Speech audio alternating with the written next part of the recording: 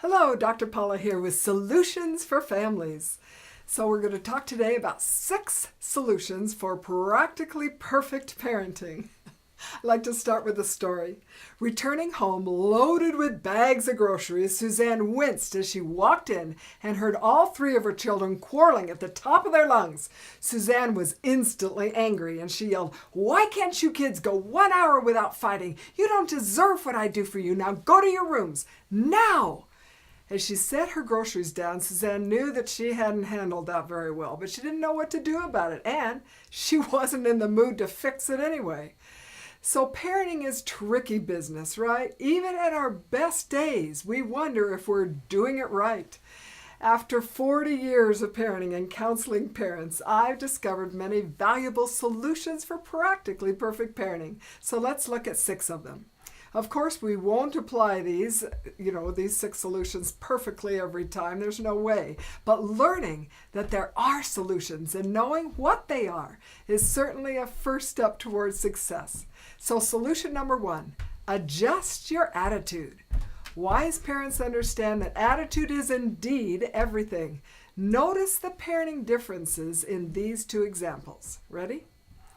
Jennifer was awakened by the cries of her 2-year-old little Michael. He was teething and he had a fever. Jennifer thought, "Oh no, won't this child ever let me sleep? I hate getting up in the middle of the night."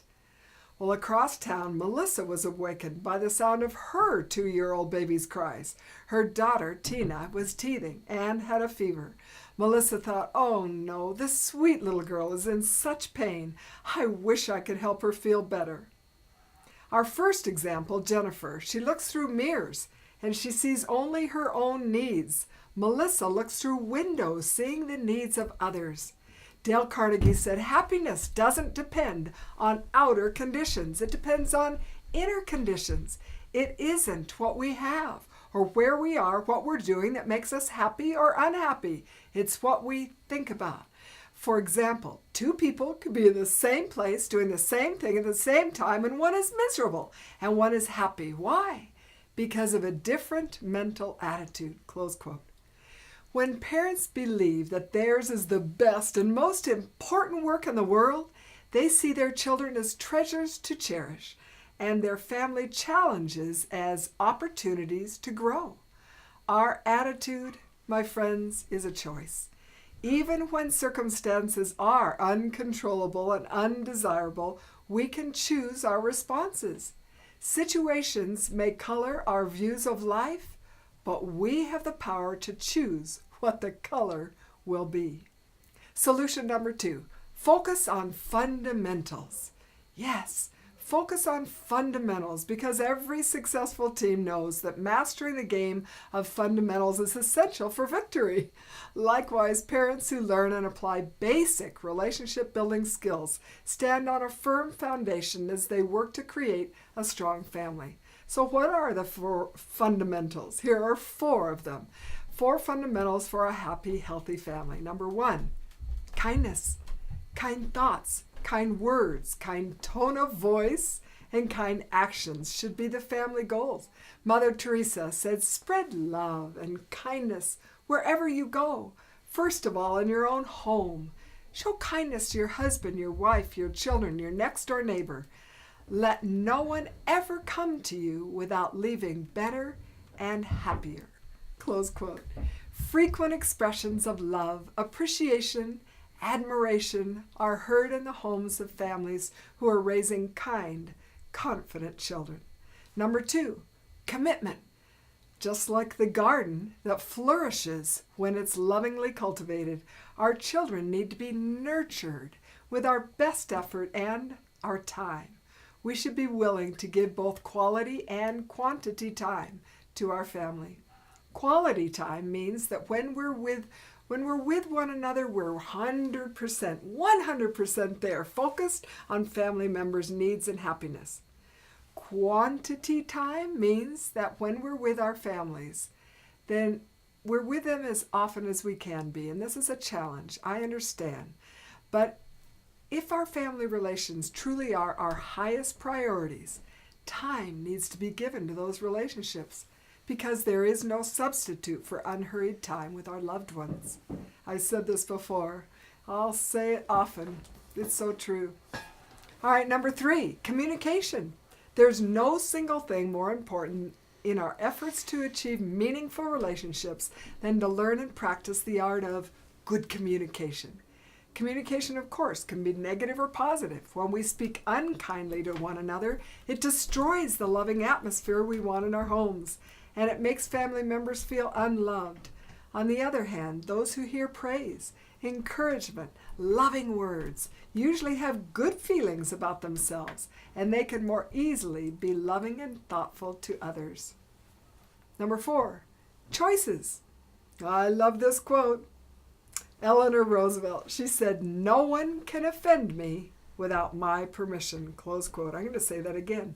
No one can offend me without my permission. Close quote.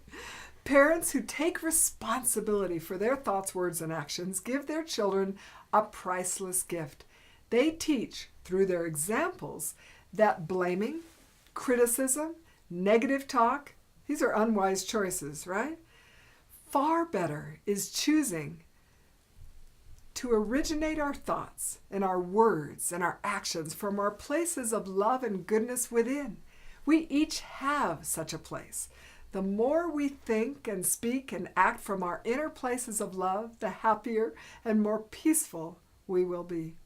Solution number 3, consent to change. It's true that unexpected events will always happen in our lives. Unexpected events frequently require families to make changes in their schedules and their way of thinking and even in their lifestyles. How parents handle change makes all the difference. Strong families learn that sometimes it's necessary to just stop fighting a problem and adapt to it. Be flexible. This may mean changing jobs, redefining who does what chores, or cutting back on expenses. Even positive things like retirement, a wedding, or the birth of a child requires families to be adaptable, flexible. We often think of change as something to be avoided, right? But that's not possible, nor is it necessarily desirable. While changes which reach unmanageable levels is destructive, some changes keep life interesting and cause us to continue growing and learning. Solution number 4, practice patience. Oh my goodness, what a challenge, right? This can be applied on 2 levels. First, when we practice parenting principles and try to implement them in our homes, we need to have patience with ourselves. Most worthwhile things in life require effort, continued effort. We'll undoubtedly fail and fail again before we succeed. It's during those times that we need to exercise patience with ourselves, with our spouses, and with our children. On the second level, practice patience means that the virtue of patience doesn't come easily. Like all other virtues, it requires practice, but the rewards are great. Imagine a home where mother patiently listens to children's tales and teenagers' woes. Father patiently teaches how to throw a ball, dry a dish, work an algebra problem. Blessed are the children in such a home. On the other hand, today's fast-paced life, it tempts parents to impatiently listen with just half an ear before hurrying off to the next activity.